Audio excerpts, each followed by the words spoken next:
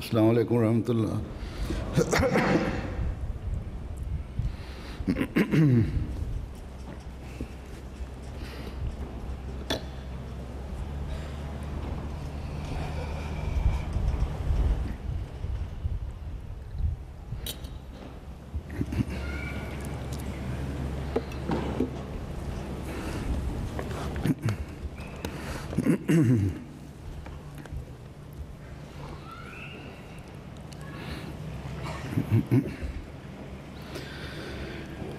أشهد أن لا إله إلا الله وحده لا شريك له وأشهد أن محمدا عبده ورسوله أما بعد فأعوذ بالله من الشيطان الرجيم بسم الله الرحمن الرحيم الحمد لله رب العالمين الرحمن الرحيم مالك يوم الدين إياك نعبد وإياك نستعين اهدنا الصراط المستقيم صراط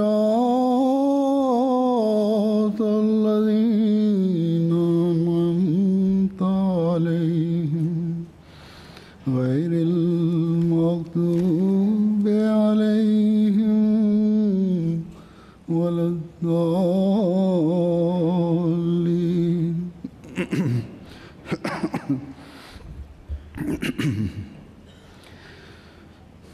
आज शाम से अल्लाह ताला के फजल से जमात अहमदिया Gottes बरतानिया Gnade. का जलसा सालाना बाकायदा शुरू हो रहा है। Es wird heute Abend mit Gottes Gnade unser Jalsa Salana UK शुरू हो जाता है। anfangen wird. Eigentlich der Anfang wird ja gemacht schon कारकुनों में ये एहसास पैदा हो mit जाए die Vorbereitungsarbeiten, wo die anfangen, wo die ihre Duties tun, ihre Dienste tun, schon dieses Gefühl haben, dass wir müssen jetzt vorbereiten für dieses große Ereignis, dann ist schon die Jalsa angefangen. Und diesmal sind die Gäste auch ein bisschen früher gekommen und wir haben gemerkt, dass गुज़श्ता खुतबे में कहा था und die कि इस दफ़ा Und wie ich letzte Mal gesagt hatte, im letzten Khutbah, dass diesmal sind sehr viele aus Pakistan kommen werden, die erste Mal और एक खासी तादाद in Europa kommen werden. Und और लोगों की है। sehr viele sind darunter, die bescheidene, einfache Leute sind. इस सादगी की वजह से Und wegen deren Einfachheit dürfen wir denen nicht vernachlässigen, denn die sind die Gäste. Aber ich möchte denen auch sagen, dass sie sind wegen einem bestimmten Ziel hierher gekommen, या wegen einem bestimmten Zweck hierher gekommen. Und sie müssen es wissen रहनी चाहिए। und immer daran denken, dass sie haben nur einen Zweck, शामिल होना नहीं। hierher zu kommen, nicht irgendeine weltliche Event zu veranstalten, sondern sie möchten ihren Glauben आने वाले verstärken. मेहमानों में एक Und बड़ी die तादाद kommende Gäste, die hier gekommen sind, und viele oder meistens रहने वाले अहमदियों की है। sind ja vielleicht direkt Viele aus Khasi England, die Tadat, hier leben, dauerhaft Germany leben. und Dann Europe sind के sehr ममालिक viele रहने वाले aus हैं जो कि Europa, aus Deutschland besonders, यहाँ आते हैं। die hierher kommen. फिर इसके Und बाद danach पाकिस्तान और हिंदुस्तान sind के Ahmadis, aus Pakistan, aus जिनमें से Indien एक बड़ी तादाद, viele जैसा कि Ahmadis मैंने कहा, dieses Jahr gekommen. पहली Wie दफा ich schon sagte, das ist यहाँ आई है erste Mal werden die और hier यहाँ के sein हालात und Europa sehen. और Die kennen बस hier den Kultur तौर तरीके nicht हैं, उनसे und नवाकिफ हैं। die Umgangsformen hier कुछ nicht हर oder साल आने वाले sonstige मेहमान Geflogenheiten nicht. जिनके अजीज रिश्तेदार यहाँ हैं, Und es sind दुनिया के मुख्तलिफ ममालिक, viele, die haben ihre Verwandte hier und es sind जिनमें viele अफ्रीका, एशिया, रूस वगैरह के Und ममालिक शामिल हैं। andere sind aus Russland und andere osteuropäische Länder hier Ahmadi gekommen. भी और बाज़ Und मेहमान manche भी हमारे sind जलसे में Ahmadis und manche Mude auch Kuli nicht आए हुए हैं। Ahmadis, die als Gäste hier teilnehmen जहाँ werden. तक Und गैर soweit जमात मेहमानों का ताल्लुक है, nicht Ahmadis Meheman Gäste Nawazi करना betrifft, सिर्फ deren बाकायदा ड्यूटी पर Gastfreundschaft zu मुकर्रर कारकुनान leisten, का काम नहीं है। das ist nicht nur der jeder, der als Duty macht, sondern jeder, der diese Gäste mitgebracht hat, ist verpflichtet und ist Gastgeber. बाकी जो अहमदी मेहमान हैं, Und andere Ahmadi-Gäste, die hier उनको sind, मैं उनकी बात जिम्मेदारियों की तरफ तवज्जो दिलाना möchte ich denen einige Sachen erinnern, चाहता हूं। यहाँ यूके के रहने वाले अहमदी और इसी तरह ob die hier aus के रहने वाले अहमदी, UK अहमदी kommen, के पास aus Großbritannien रिश्तेदार, oder aus दोस्त, Europa. वाकिफकार Viele haben hier मुख्तलिफ Verwandte, इबादात में Freunde und so weiter, duty दे रहे होंगे। die hier in Duties machen.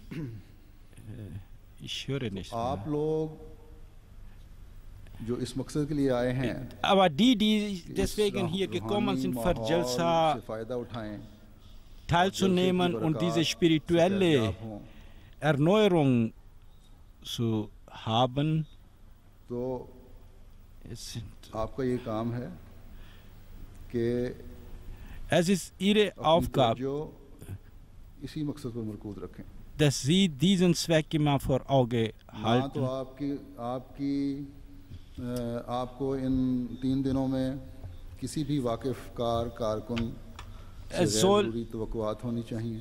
Sie sollen nicht ihre Verwandte und Bekannte, von denen unnötige, denen Hoffnungen oder Erwartungen hegen, dass die ihnen besonders jetzt vorsieht und ihre Wünsche erfüllt, weil sie sind Bekannte oder Freunde गलत तवक्कुआत वाबस्ता कर लेते हैं und da erwartet man was और Falsches.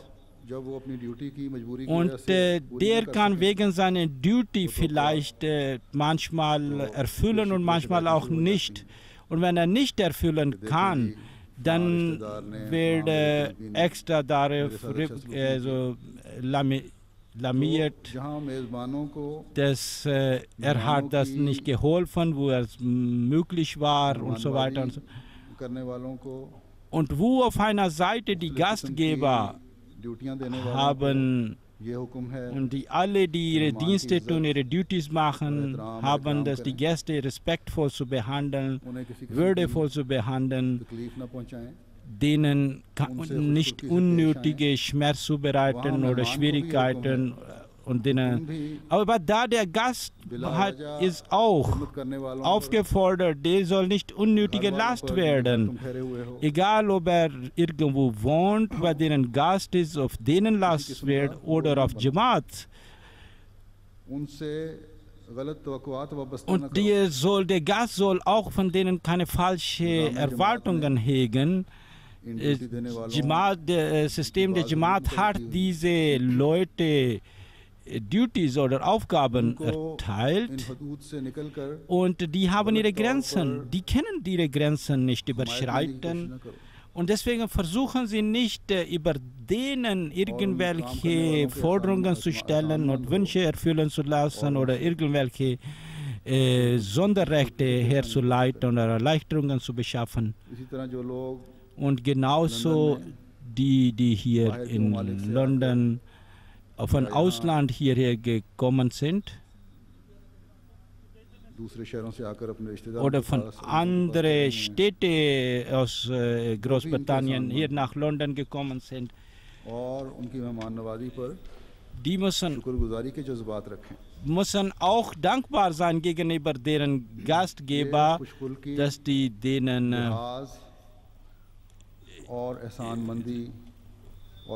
gastfreundlich behandeln und die sollen dankbar sein dafür. Und es muss diese Dankbarkeit muss von beiden Seiten sein. Und dann werden wir so eine Zivilisation errichten können, die Rasul Pak sallallahu alaihi wasallam gewünscht hat und die auf Allahs Befehle gegründet ist. Das wird eine Zivilisation sein, die auf Gottes Lehre gehen oder die achten. Sehen Sie, Hazrat Masih hat die Gastfreundschaft oder Gastfreundlichkeit oder der Respekt hat er sehr hoch gehalten. Wir sehen auf einer Seite, dass weil ein Gast war ein bisschen sauer und hatte sich gemacht, ist hinter ihm hergelaufen, zu Fuß. Und dann manchmal sehen wir ihm, dass trotz schlechte Wetter und harte wetterliche Bedingungen bringt er Milch zu den Gästen. Manchmal macht er ganze Betten und Bettlagen hat er rausgeholt von seinem Haus und für die Gäste. Und manchen sagt er, seien Sie nicht hart zu sich selber, sagen Sie, wenn Sie was brauchen.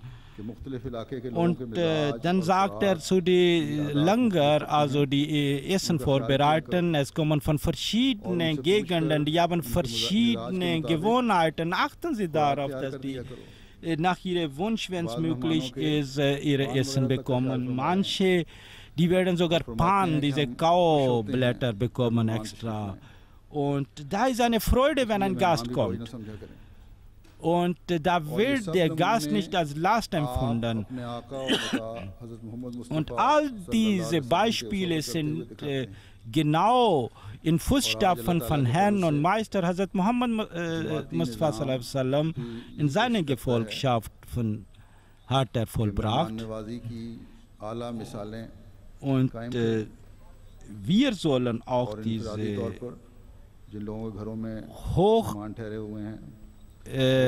zu haltende Beispiele haben wir zu errichten.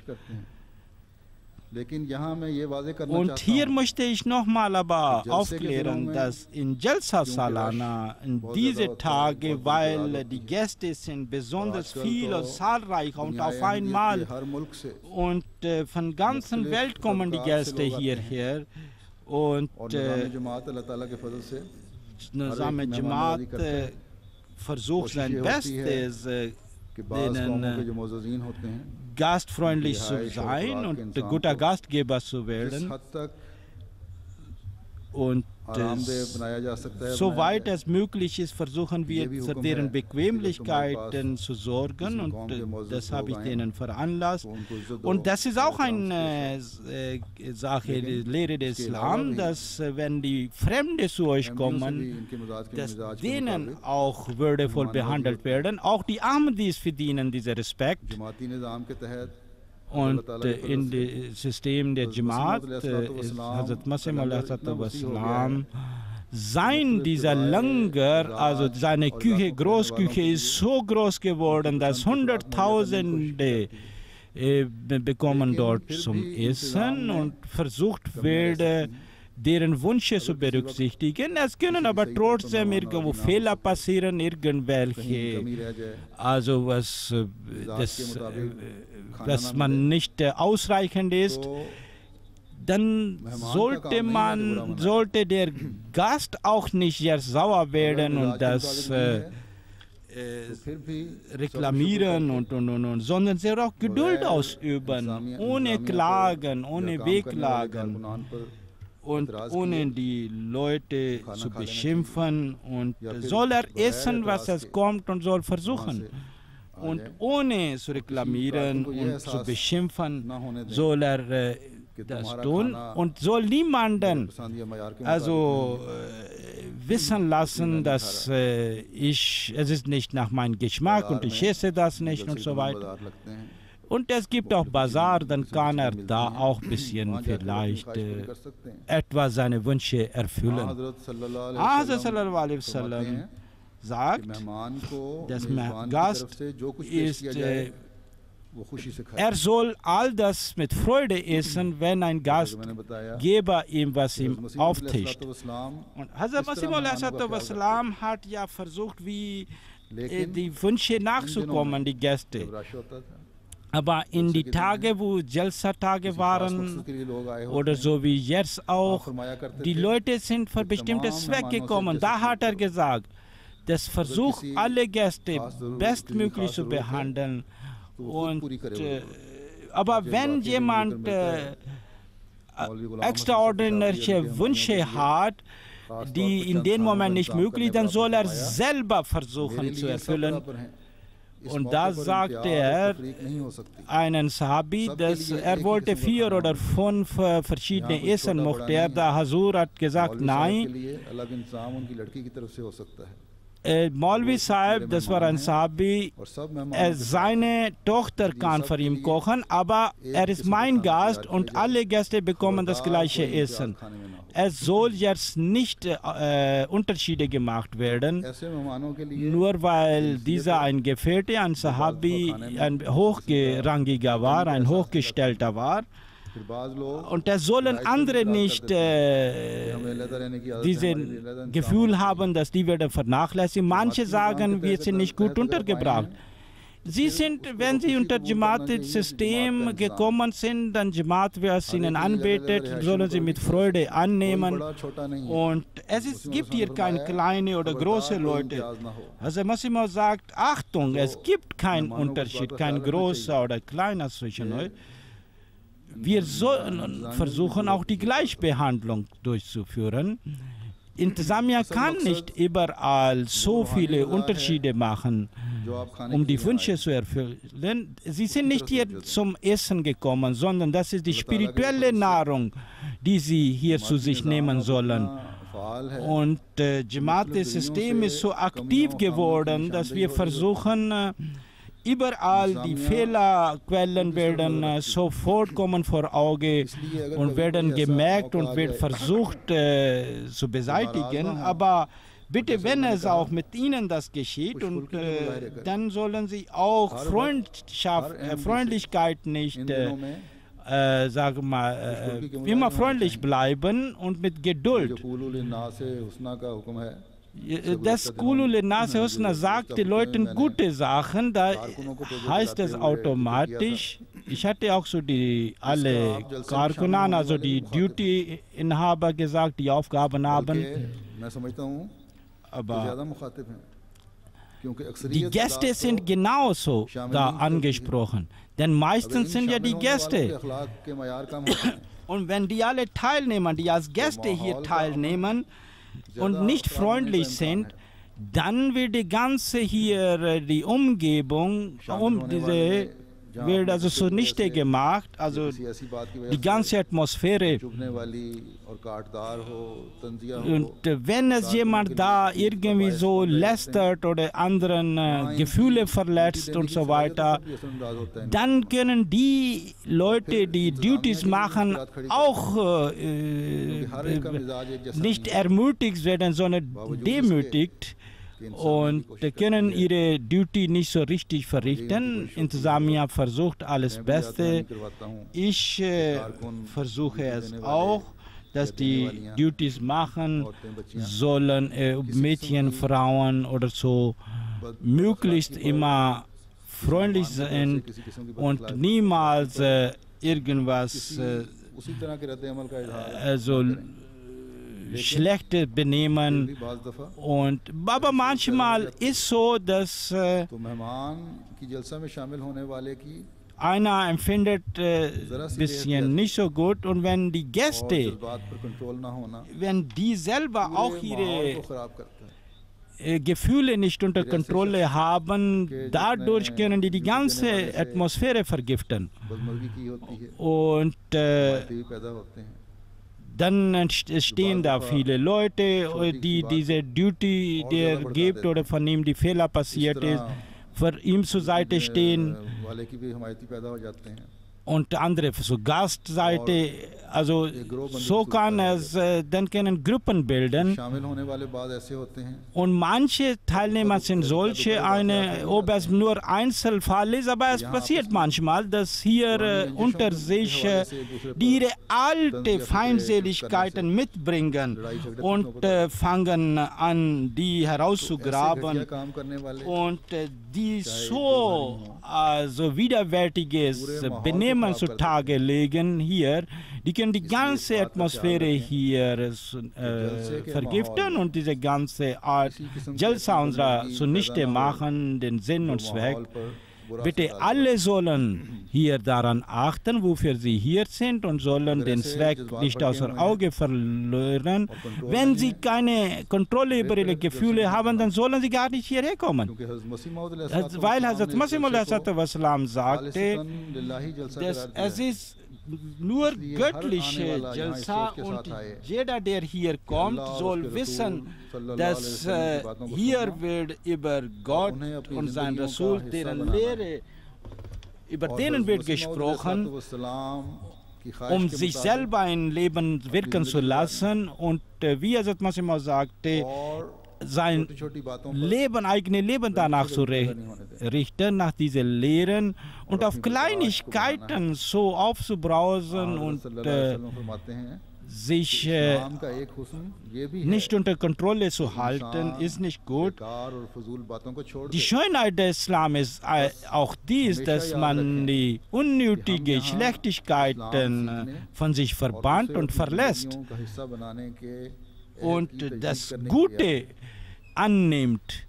Und mit diesen Versprechen oder das müssen sie sich vornehmen und versuchen, ihr zu erfüllen. Deswegen in diesen Tagen, wenn jemand wie Rasul Pak sagte, sie müssen Geduld ausüben, freundlich, immer barmherzig und milde soll euer Umgang sein zueinander. Dann werden auch das Böse von euch weggehen. Damit werden sie ihren Charakter verbessern. Und manchmal sind also manche Sachen, dass die richtigen Schmerz zufügen einen, besonders dann, wenn es viele Leute sind und manche müssen schämen dann, weil der fühlt sich in seiner Ehre verletzt, aber gerade da muss jeder versuchen, also großherzig zu sein, über die Dinge zu stehen und Geduld und Edelmut zu sein. Ich gebe ein Latifa, also einen Witz, wie Hazrat Masih Maud manchmal hat solche Leute, die ein bisschen zornig waren, hat er versucht, die ein bisschen milde zu stimmen. Einmal in Qadian waren sehr viele läufige Hunde und war sehr laut überall. Und ein Arzt hatte die viele Hunde vergiftet und da haben die jungen Leute, die also die Teenager ihm den Pir Sahib gesagt, Hundetöter gesagt und diese Beiname gegeben und er hat vor Hazrat Masih Maud reklamiert und er lächelte und sagte, was ist dabei? Sehen Sie, in Hadith steht es, mein Name, für mich steht er, für Masih steht es, den Schweinetöter. Also der Jesus ist der Schweinetöter. Und der Pir hat dann wirklich von diesem Aspekt gesehen, dass Hundetöter ist doch danach auch ein guter Titel. also wo Hazrat Masih Maud sich selber als Schweinetöter bezeichnet hat. Und so kann man auch ein bisschen mit kleinen Humor auch die ganze Situation kontrollieren und herzhaft daraus werden. Und versuchen Sie so auch eine vergiftete Atmosphäre zu beruhigen. Und besonders Hadikatul Mahdi, das ist unsere erste Jalsa hier. Das ist Inshallah Ta'ala, ist schon angefangen. Gott möge es segnen und wie Sie mehr die Leute, die Teilnehmer, wie mehr die Freundlichkeit zutage legen werden, bessere Umgang und Benehmen werden, dann werden desto mehr leicht für uns, für die Zukunft, diese Ganze zu organisieren und durchzuführen. Und deswegen ist Pflicht für jede einzelne Ahmadi, dass er seinen anderen Bruder über ihm achtet. Aber dann, sie haben auch eine Verantwortung, dass jede schlechte Benehmen von ihnen und egal ob es hier ist oder draußen ist, der ist eine Widerspiegelung der Jamaat. Und in dieser Gegend wird Jamaat dementsprechend diese Fleck bekommen. Wenn sie irgendwas Anstößiges tun, die Leute werden sagen über die Jamaat. Egal, ob es interne ihre Streitigkeiten sind oder in Umgebung oder in Verkehrsteilnehmer, wenn sie sich schlecht benehmen. Und sie sollen niemals eine Möglichkeit geben, dass egal, ob es sie sollen niemals die Regeln verletzen oder anderen für denen Schwierigkeiten. Wenn es auch andere Fehler gemacht hat, versuchen sie die zu übersehen. Sie sollen versuchen nachgeben. Und durch diese höhere moralische Anspruch werden die Jamaat guten Response hier haben und guten Namen bekommen. Und wir haben für die Jamaat diese Menschen zu gewinnen, für Jamaat und für Islam. Und das in deren Herzen die Liebesgefühle für Jamaat Platz nehmen. Alle, die aus Pakistan und anderen Ländern hier gekommen sind, bitte sollen daran denken, dass außer die Leute, die bei ihren Kindern und ganz nahe Verwandte leben, die anderen Gäste sollen schnellstmöglich zurückfahren. Alle unter die Jamaatsorganisation werden wir versuchen, denen soweit es möglich Gastgeber ist. Aber die sollen auch nicht unnötig Last verlangen. Manche bleiben hier unnötig hier weiter, weil die Jamaat hat ja hier Platz. Und die wollen dann andere Dinge erledigen damit. Oder manche wollen arbeiten, um die Ticket, also Flugticket, also wieder einzuarbeiten, einzusparen. Wenn die hier gekommen sind, dann müssen die selber privat für ihre Aufkommen, Unterkunft aufkommen. Aber die sollen dann auch rechtzeitig zurückfahren. Aber das ist, finde ich, sehr schlechtes Benehmen. Leute, die für Jamaat-Visa bekommen haben, diese haben ja deswegen Visum bekommen, hier für Jalsa teilzunehmen. Und wenn die beimengen mit den anderen Sachen und die Botschaft hat in Vertrauen auf Jamaat denen Visum gegeben, denn Jamaat hat einen Namen zu verlieren. Sonst, und sie haben eine große Verantwortung deswegen. Denn durch ihre solche Benehmen, was rechtlich nicht erlaubt ist, wird Jamaat darunter leiden und der Name wird erniedrigt und in Schmutz gezogen. Und deswegen denken Sie, für göttliche Zweck Sie hier gekommen sind, nur den sollen Sie auch erfüllen hier. Gott möge es Ihnen, dass Sie das achten und so auch. Und wir Rasul Pak sallallahu alaihi wasallam uns dieses Gebet erlehrt hat, dass, oh Allah, wir sind ja hier gekommen, um Gutes zu bekommen und erlaube uns, gib uns die Kraft, dass wir deine Segnungen erhalten. dann wird Gott ihnen auch mit seiner Gnade ihre Schoß füllen. Und Hazrat Masih Maud hat sehr viel gebetet für all die Teilnehmer dieser Jalsas. Alle mögen wir diese Gebete erben und die sollen uns auch zuteil werden, die Segnungen und die Huld Gottes. Und keine weltliche Gier soll es unseren reinen Zweck nicht trüben. Und wenn wir irgendwo Gas sind, dann werden alle, die Teilnehmer sind, die werden so beten, wie Rasul Pak sallam gebetet hatte. Ich suche deine Zuflucht bei dir, für Gier, für schlechte Blicke, die verletzen können, oder andere Fehler, die Schmerz zubereiten können, mich oder die anderen. Und irgendwelche Unannehmlichkeiten, dann wird dieses Gebet eure Häuser mit Freude füllen und Augentrost sein für euch und euer Herz mit Freude füllen. Aber das können sie durch die weltliche, also Gier oder weltliche Dinge zu erlangen oder zu verdienen, können sie all diese positive nicht, Freude nicht erlangen und kein Augentrost erlangen dadurch. Rechtzeitig beten, 100%, das ist sehr wichtig.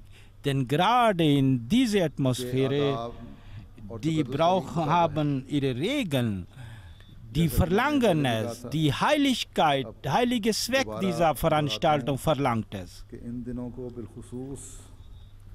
Dass wir diese Tage und diese Zeit ganz besonders mit Drud-Schrift und dem Gottesgedanken verbringen.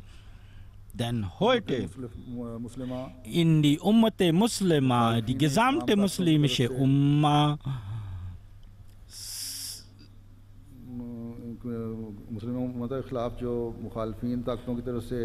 die unter Schwierigkeiten steckt und die wird von Feinden umsingelt ist, deren diese Propheten sein Ummat kann nur durch eure Gebete gerettet werden.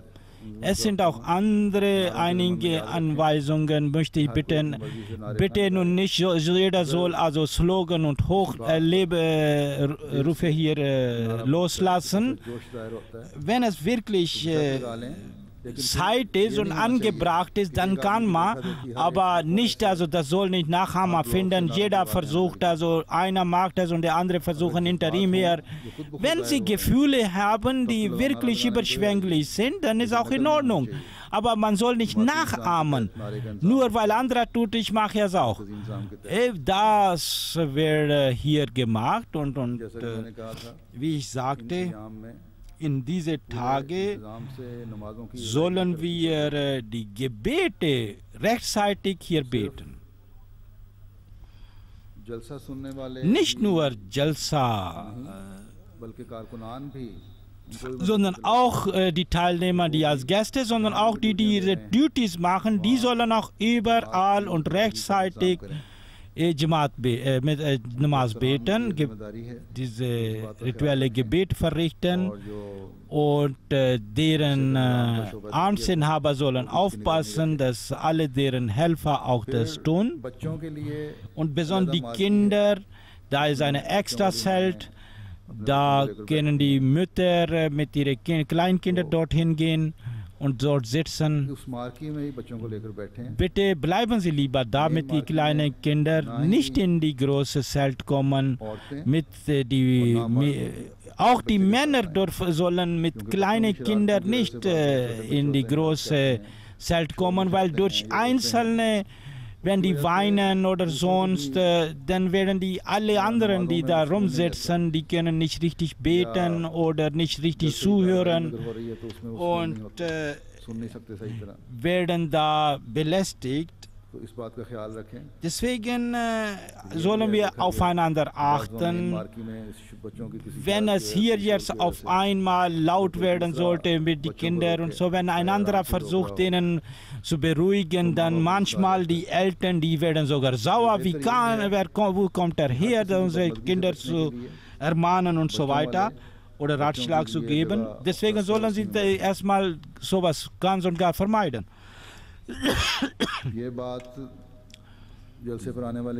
Das sollen alle Teilnehmer daran denken, die hierher gekommen sind. Und die in Bazar sind, und Shobat Tarbiyat soll auch Erziehung soll auch denken, das Bazar also soll während der Jalsa soll geschlossen bleiben und die Leute sollen nicht draußen herum spazieren gehen, sondern sollen hier in die große Zelt zuhören und teilnehmen, aktiv teilnehmen in Jalsa. Und nicht während der Reden auch miteinander reden, untereinander.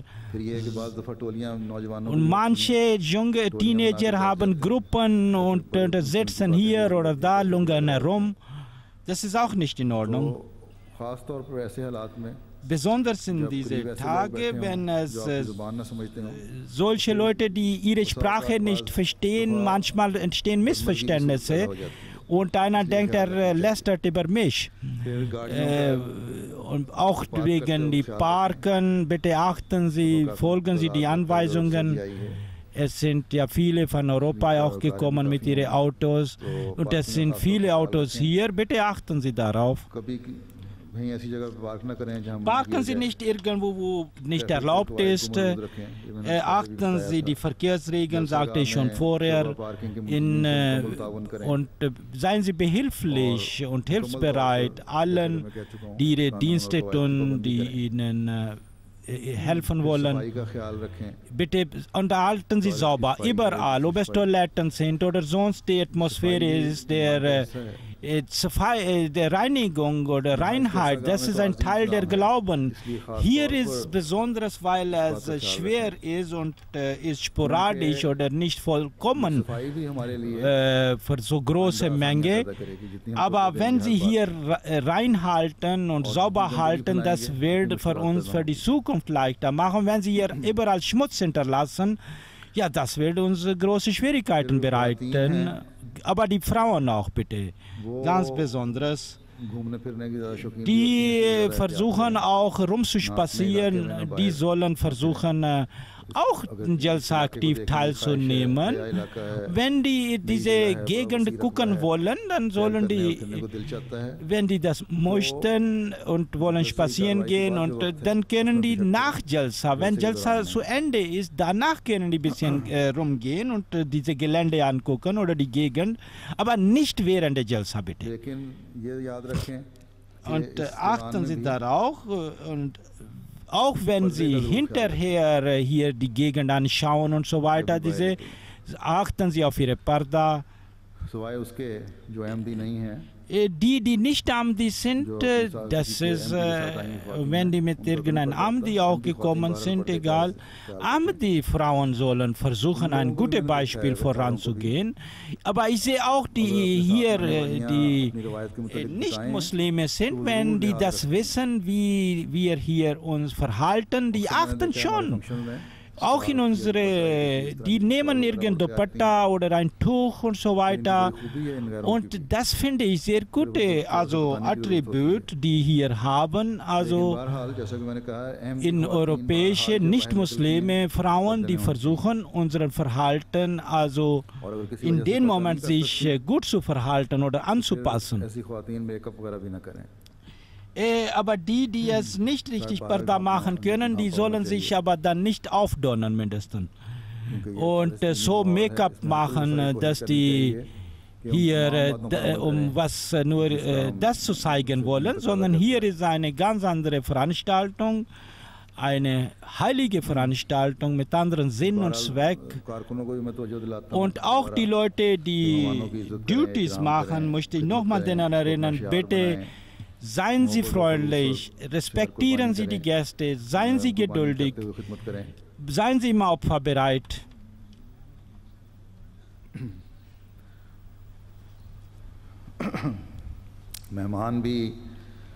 Und die Gäste auch, wie ich sagte, sollen bitte die Ordnung halten und sollen diese Essen besonders auch, das nicht so vernichten oder es soll nicht oftmals die räumen es nicht auf, sondern einfach wird zu viel genommen und wird weggeschmissen. Also das soll nicht sein, bitte. Und die Leute, die da Duties machen, die sollen liebevoll sagen, wenn die auch was sagen möchten, nicht hart, also stimmig oder verletzende Worte.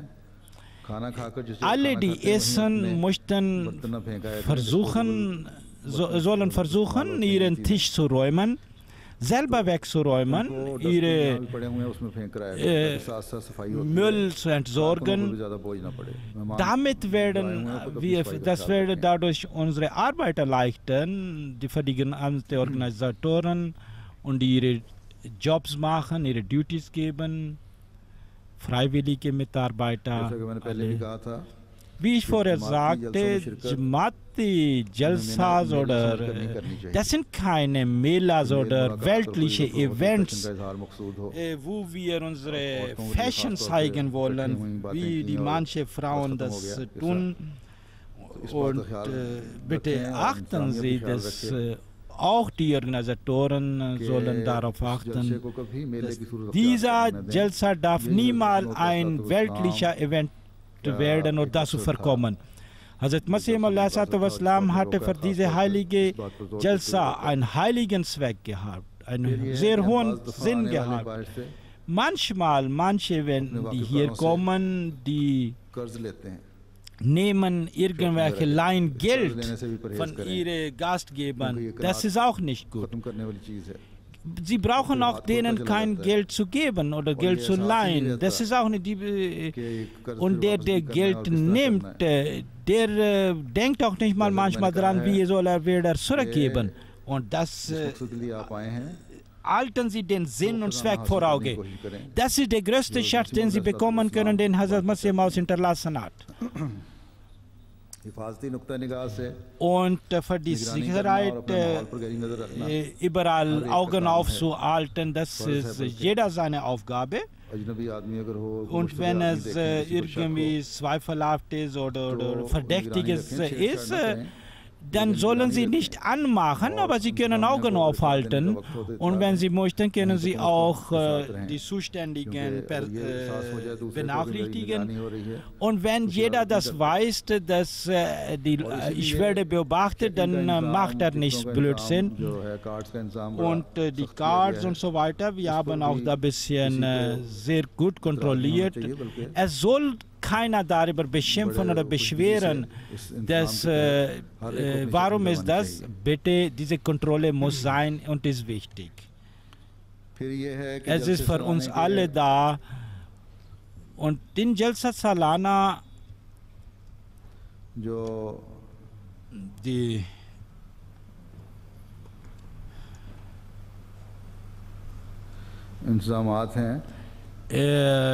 alles, wie unsere Organisation ist, wie die Logistik ist, bevor man hier reinkommt, wenn Sie irgendwo hingehen oder zu irgendeinem Zelt oder andere Abteilung, und wenn da nochmal die Karkunan, also die Duties machen, die kontrollieren möchten, zeigen Sie, dann lassen Sie sich checken, lassen Sie sich kontrollieren. Das ist richtig, bitte. Und Ihre Wertsachen sollen Sie immer bei sich behalten oder irgendwo richtige Stelle abgeben. Sonst für die Verluste können wir nicht aufkommen. Und nochmal sage ich, lassen Sie diesen heiligen Jalsa nicht so weltliche Event verkommen. Und hierfür soll, also was immer sagt, es ist wichtig, dieser Jalsa für alle. Das ist kein, also irgendwas, wo die Zauberei ist oder andere Veranstaltungen sind. Und dann sagt er Masih Maud, dass ich bete dafür, jeder, der hier teilnimmt und jeder für diese heiligen Zweck und nur für Allah diese Reise unternimmt. Gott möge deren Schwierigkeiten beseitigen und behilflich sein und deren Sorgen beseitigen. Und er soll denen Freude schenken und deren Wünsche erfüllen. Und am jüngsten Tag soll er denen, die sollen zu seinen Dienern zählen, die sein Huld und seine Gnade erwarten dürfen.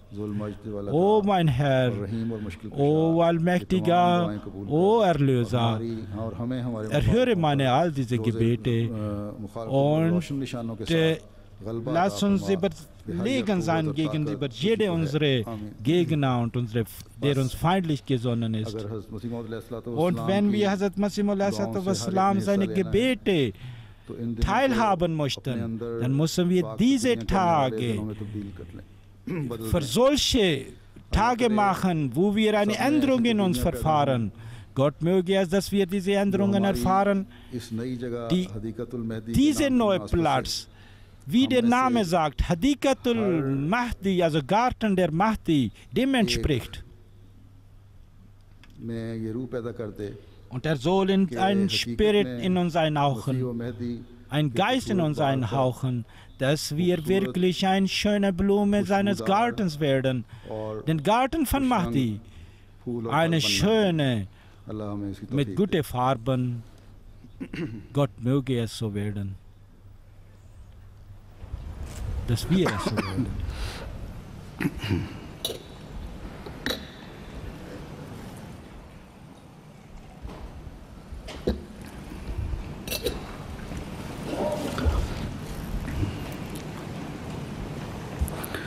Alhamdulillah,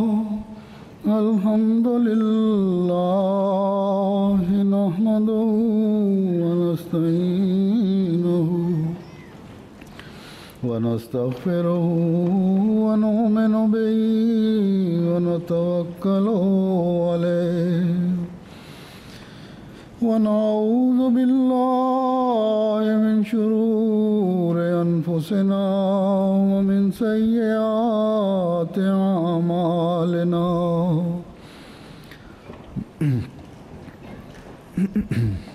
من يهده الله فلا مضل له ومن يضلله فلا هادي له ونشهد أن لا إله إلا الله ونشهد أن محمدا عبده ورسوله. عباد الله رحمكم الله إن الله يأمر بالعدل والإحسان وإيتاء ذي القربى